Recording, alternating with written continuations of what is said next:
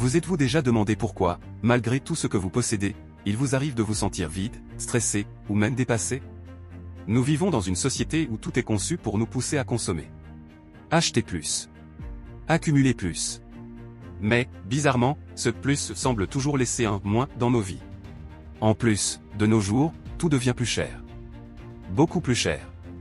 Une voiture coûte facilement 20 000 € alors qu'il y a 20 ans, une Peugeot coûtait 15 000 francs, soit presque 6 fois moins d'argent. Avant l'an 2000, on se logeait à Paris pour 1 500 € le mètre carré. Aujourd'hui on se loge pour 10 000 € le mètre carré. On paye notre litre d'essence 2 € le litre alors qu'il y a 30 ans, il était à 80 centimes d'euros. Une simple consultation médicale était facturée 15 francs soit 3 € aujourd'hui, alors qu'aujourd'hui on la paye 30 €. La viande de bœuf était à environ 6 € le kilo contre presque 30 € maintenant.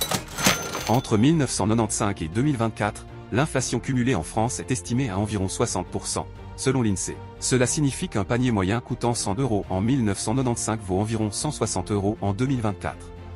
Malgré l'augmentation des salaires moyens, environ 10 000 € par an en 1995 contre 27 000 € par an brut en 2024, le pouvoir d'achat n'a pas suivi la même courbe.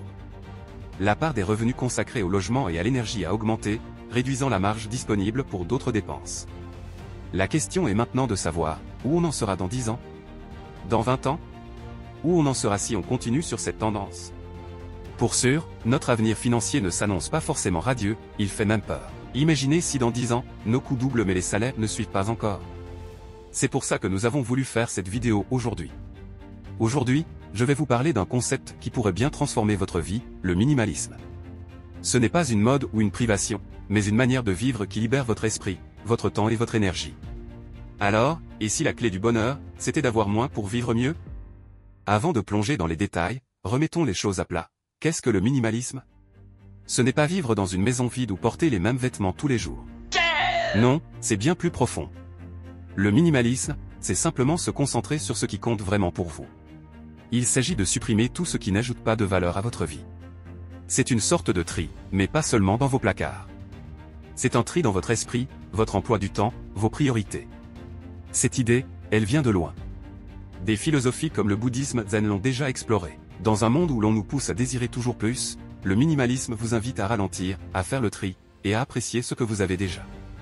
Mais avant d'aller plus loin, posons-nous une question importante, êtes-vous piégé par la surconsommation? Il y a 5 signes qui devraient vous alerter. Premier signe, vous possédez beaucoup d'objets inutilisés. Ces vêtements jamais portés, ces gadgets achetés sur un coup de tête qui prennent la poussière, je suis sûr que vous voyez de quoi je parle. Vous avez du mal à vous séparer de vos affaires. Parce que vous pensez que ça peut toujours servir. Alors que, soyons honnêtes, ça ne servira probablement jamais. Votre environnement vous stresse. Trop d'objets, trop de désordre, et pourtant, vous n'arrivez pas à mettre de l'ordre dans tout ça. Vous ressentez constamment le besoin d'acheter quelque chose de nouveau pour vous sentir bien. Mais ce sentiment disparaît vite, et le vide revient. Vous avez le sentiment d'être toujours occupé, mais pas productif. Et surtout, pas heureux. Si vous vous reconnaissez dans ces signes, restez avec moi. Parce que le minimalisme pourrait bien être la solution que vous cherchez. Adopter le minimalisme, ce n'est pas simplement désencombrer votre maison. C'est désencombrer votre vie. Voici ce que ça peut vous apporter. Vous serez moins stressé. Moins d'objets, c'est moins de chaos visuel, et donc un esprit plus apaisé. Vous aurez plus d'argent. Fini les achats impulsifs. Ce que vous ne dépensez pas dans des choses inutiles, vous pouvez l'investir dans des expériences ou des projets qui comptent vraiment pour vous. Vous vous libérez du temps. Moins d'objets, c'est moins de temps à nettoyer, organiser et gérer. Ce temps, vous pouvez le consacrer à ce que vous aimez vraiment. Vous faites en plus un geste pour la planète. En consommant moins, vous contribuez à réduire votre impact écologique. Vous opérez à un retour à l'essentiel. Vous réalisez que le bonheur ne vient pas des choses matérielles, mais des relations, des expériences et des moments de qualité. Alors, essayez d'imaginer une vie où chaque objet a une vraie utilité. Où chaque choix que vous faites reflète vos vraies priorités. C'est ça, le minimalisme. Vous vous dites peut-être, ok, ça a l'air bien, mais par où je commence? Pas de panique. Voici 5 étapes simples pour débuter le minimalisme dès aujourd'hui. Étape 1, faites un tri rapide.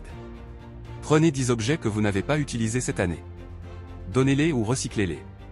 Commencez petit, c'est déjà avancé. Étape 2, appliquez la règle des 20 à 20. Si un objet coûte moins de 20 € et peut être remplacé en moins de 20 minutes, débarrassez-vous-en. Étape 3, Limitez les achats impulsifs. Avant chaque achat, attendez 30 jours. Si vous en avez encore besoin après ce délai, alors achetez-le. Mais souvent, l'envie passe. Étape 4, adoptez la méthode 1 pour 1. Chaque fois qu'un objet entre dans votre vie, un autre doit en sortir. Ça évite l'accumulation.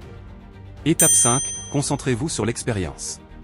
Au lieu d'acheter des objets, investissez dans des moments, un voyage, un dîner avec des amis, une journée en famille. Essayez une ou plusieurs de ces étapes. Vous serez surpris de voir à quel point elles peuvent simplifier votre quotidien. Pour beaucoup, le minimalisme a été une véritable libération. Prenons l'exemple d'une famille qui a réduit ses possessions de moitié, ils ont économisé des milliers d'euros, passé moins de temps à stresser et à se libérer mentalement, et ont enfin pu voyager plus souvent.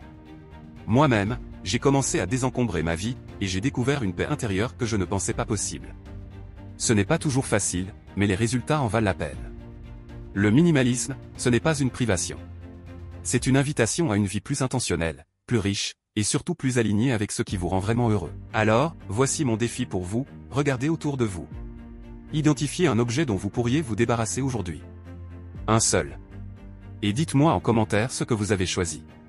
Parce que parfois, le premier pas est le plus difficile, mais aussi le plus important. Et souvenez-vous, le bonheur ne se mesure pas à la quantité de choses que vous possédez, mais à la qualité de votre vie.